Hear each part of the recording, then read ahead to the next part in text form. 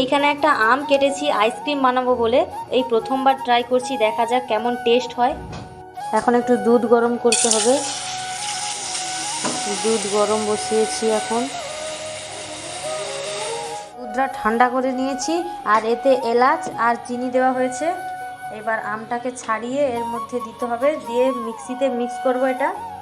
এখানে আম ছাড়ানো হচ্ছে।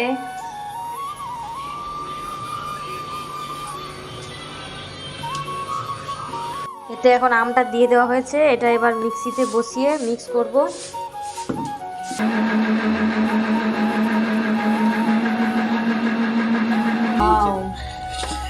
এমনি কত সুন্দর লাগছে।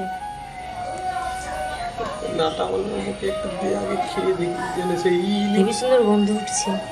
এই যে আমুল দুধের যে হ্যাঁ, আমুল দুধের গন্ধ লাগছে কিন্তু। আছে বেশ, এটাও মিষ্টি হয়েছে। এখন এই ছোট কাপে করে গড়িয়ে নিচ্ছি।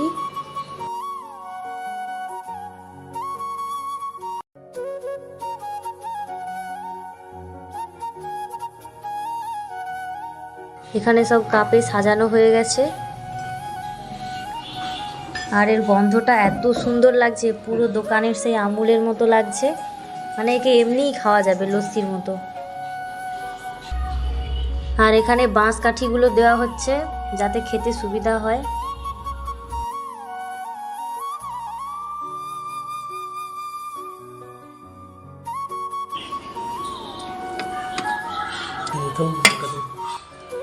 এখন ফ্রিজে ঢুকানো আছে, দেখা যাক অনেকক্ষণ পরে বের করব এটা।